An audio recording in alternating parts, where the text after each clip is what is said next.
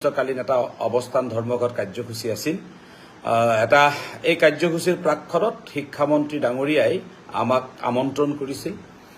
আজি ৰাতিপুৱা যোৱা ৰাতিয়েই আমাৰ লগত যোগাযোগ হৈছিল আৰু আজি ৰাতিপুৱা স্কুল শিক্ষা বিভাগৰ তৰফৰ পৰা আৰু ডাইৰেক্টৰ বাইদেউৰ তৰফৰ পৰা দুখন পত্ৰ আমি লাভ কৰিছিলোঁ আৰু সেই মৰ্মে আমি 2টা বজাত শিক্ষামন্ত্ৰী মহোদয়ৰ কাৰ্যালয়ত আমি উপস্থিত হৈছিলোঁ আৰু তেখেতৰ লগত আমি এই সমগ্ৰ বিষয়টো আমি আলোচনা কৰিছিলোঁ। বিষয়টো সন্দৰ্ভত নতুনকৈ আপোনালোকক ক'ব লগা একো নাই। আমাৰ স্থিতি আপোনালোকে বা আপোনালোকৰ মতামতৰ ভিত্তিত সন্মিলনীয়ে গ্ৰহণ কৰা পদক্ষেপ সম্পৰ্কে আপোনালোকে জানে। কিন্তু কথাটো হ'ল যে আমি যিটো বিষয়ত ৰাজ্য চৰকাৰৰ সৈতে বিগত দিনকেইটাত আমি এখন মনস্তাত্ত্বিক যুদ্ধ আৰু আমাৰ সংগ্ৰামী এটা কাৰ্যসূচী আমি গ্ৰহণ কৰিবলগীয়া হৈছিল।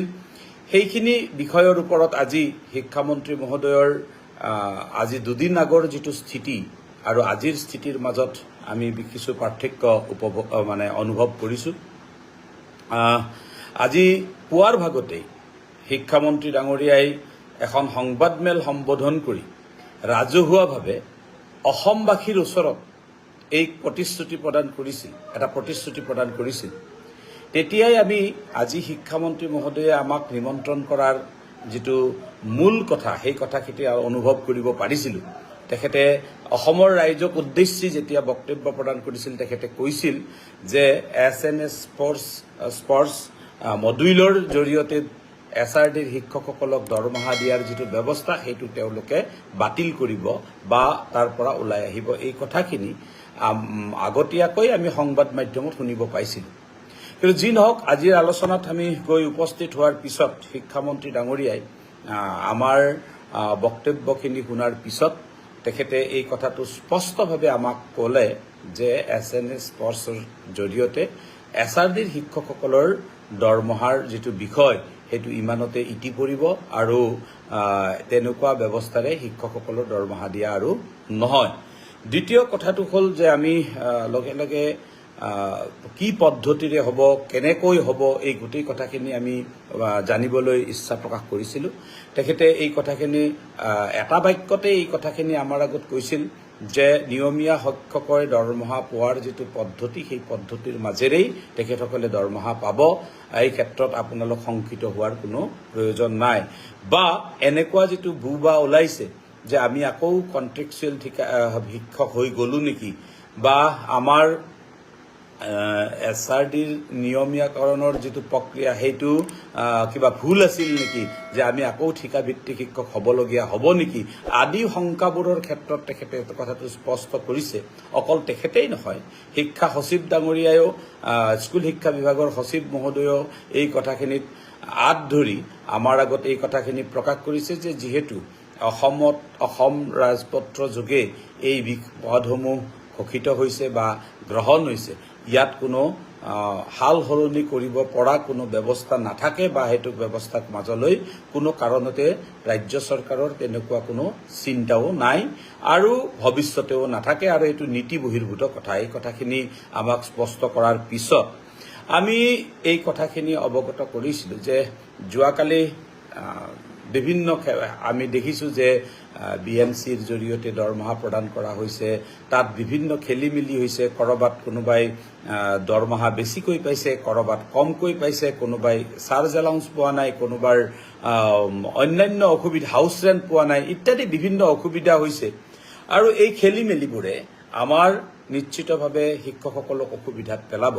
আৰু এই কথাখিনিত শিক্ষামন্ত্ৰী ডাঙৰীয়াই এটা কথা স্পষ্ট কৰিছে যে এই গোটেইখিনি প্ৰক্ৰিয়া যিখিনি হৈ গ'ল সেইখিনিক ঠিক ঠাক কৰিবলৈ কেইটামান দিনৰ প্ৰয়োজন হ'ব আৰু লগে লগে আমি এই যে দৰমহাটো আমাৰ একাউণ্টত সোমাল ইয়াৰ পৰা যে ছাৰ্ভিচ বুক ৰিলেটেড যিমানবোৰ কথা থাকিব পাৰে এই কথাবোৰৰ ক্ষেত্ৰত হ'ব পৰা অসুবিধা সন্দৰ্ভতো আমি প্ৰশ্ন উত্থাপন কৰাৰ পিছত প্ৰাথমিক শিক্ষা সঞ্চালক মহোদয়াক ইতিমধ্যে মন্ত্ৰী মহোদয়াই এটা নিৰ্দেশ দিছে, নিৰ্দেশ বুলি ক'লে ভুল হ'ব, যে তেখেতক এটা পৰামৰ্শ দিছে যে এই ধৰণৰ যিখিনি অসুবিধা হ'ব পৰা যিখিনি বিষয় আছে বুলি সন্মিলনীয়ে উত্থাপন কৰিছে, এইখিনি সন্দৰ্ভত এটা ক্লিয়াৰেন্স দি যাতে কোনো শিক্ষকৰ ক'তো অসুবিধা নহয় তাৰ কাৰণে এটা নিৰ্দেশনা প্ৰকাশৰ বাবে তেখেতক পৰামৰ্শ দিছে। আৰু সেই পৰামৰ্শ সঞ্চালক মহোদয়াই অতি শীঘ্ৰে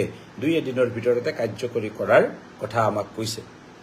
কিন্তু আমি ইয়াৰ পিছত আমাৰ যিটো আন্দোলনৰ কাৰ্যসূচী সন্দৰ্ভত আমাৰ স্থিতি সম্পৰ্কে আমি মন্ত্ৰী মহোদয়ক তাত আমি একো কৈ অহা নাছিলোঁ, যিহেতু অকল আমি কেইজনমানেই আলোচনাত গৈছোঁ, গতিকে বাকীসকলৰ লগত আলোচনা কৰিহে আমি সিদ্ধান্ত দিম বুলি আমি কৈ আলোচনাৰ পৰা আমি উভতি আহিছিলোঁ। আমি এই কথাটো স্পষ্ট কৰি দিছোঁ যে যিহেতু মন্ত্ৰী মহোদয়ে বন্ধ কোঠাৰ ভিতৰত আমাৰ সন্মুখত আৰু ৰাজহুৱাভাৱে পাব্লিক প্লেচত সংবাদ মাধ্যমৰ আগত এটা কথা স্পষ্ট কৰিছে যে যিটো আঁচনিভুক্ত ধনৰ লেনদেনৰ যি প্ৰক্ৰিয়া SNS স্পৰ্টছ, এই তাৰ পৰা আমাৰ শিক্ষকসকলক তাত আৰু ৰখা নহয় বা তাৰ পৰা দৰমহা দিয়া ব্যৱস্থাটো নহয়। আৰু দ্বিতীয় কথাটো হ'ল যে এই গোটেইখিনি ঠিক ঠাক কৰাৰ কাৰণে কেইটামান দিনৰ প্ৰয়োজনীয়তা যিহেতু শিক্ষামন্ত্ৰী ডাঙৰীয়াই অনুভৱ কৰি আমাৰ আগত ব্যক্ত কৰিছে, সেইবাবে আমি বিষয়ববীয়াসকলে আলোচনা কৰি এটা কথা চিন্তা কৰিলোঁ যে আন্দোলন আমাৰ কাৰণে উদ্দেশ্য নহয়। আমাৰ উদ্দেশ্য আন্দোলনৰ জৰিয়তে বিষয় দৃষ্টিগোচৰ কৰা আৰু আলোচনাৰ টেবুলত ইয়াক মীমাংসা কৰি আমি শিক্ষক শিক্ষয়িত্ৰী ছাত্ৰ ছাত্ৰীসকলক সমস্যা সমাধান কৰা। সেইবাবে আমি এটা সিদ্ধান্ত কৰিছোঁ যে আমাৰ কাৰ্যসূচী বাতিল নহয়, আমি সাময়িকভাৱে স্থগিত ৰাখিছোঁ।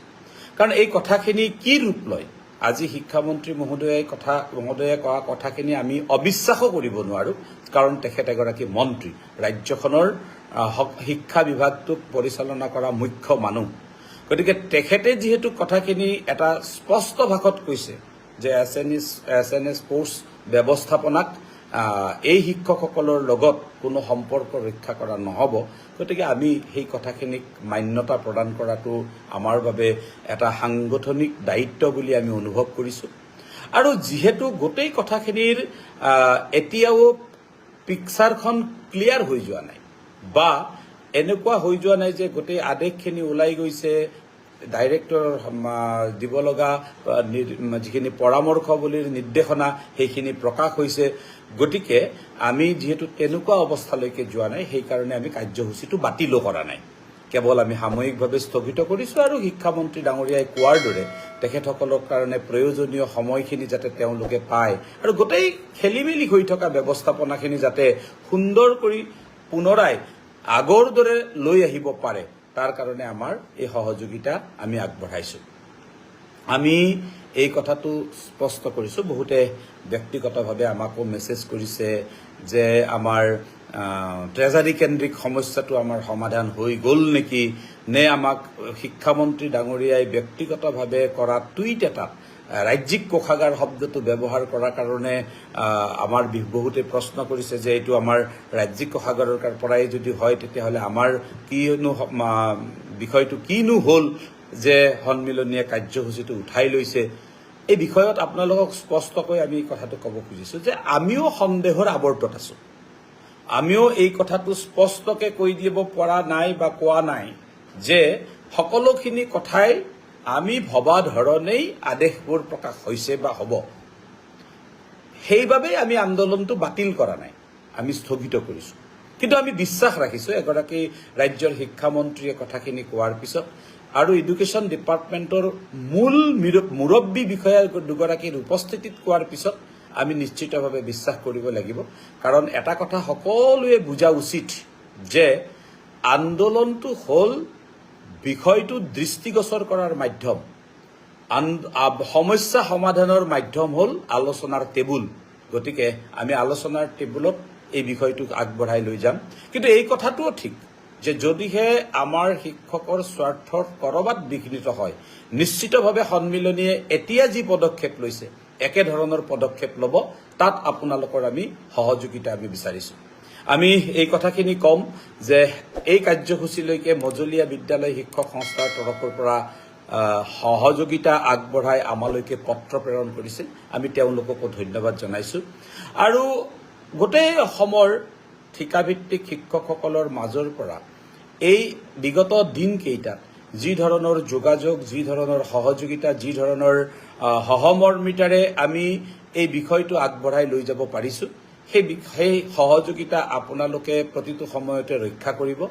সন্মিলনীয়ে কোনো কাৰণতে শিক্ষকৰ মৰ্যাদা হানিকৰ কামত সহযোগ নকৰে আৰু শিক্ষকৰ মৰ্যাদা ৰক্ষাৰ হকে সদায় চেষ্টা অব্যাহত ৰাখিব।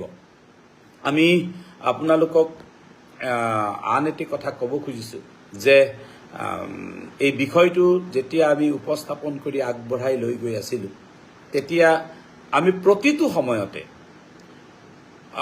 এই সমস্যাৰ লগত ভুক্তভোগী হৈ থকা 2-4গৰাকী শিক্ষকক আমি সততে মাতি আনিছিলোঁ আৰু আমাৰ লগত অকল প্ৰতিটো মুহূৰ্ততে আমি লগত ৰাখিছিলোঁ।